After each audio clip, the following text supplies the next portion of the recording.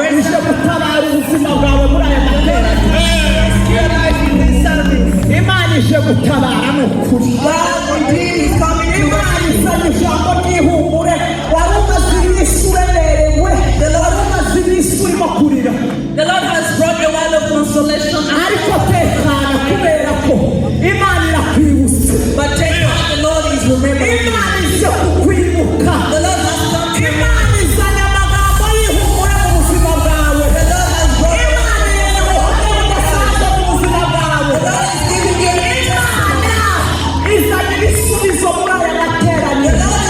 Umwuka w'Imana arimo amanura ibisubizo mu buzima bw'abazanye imitima yiteguye kwakira. I can see the Spirit of the Lord releasing the answers to the hearts that became expectant.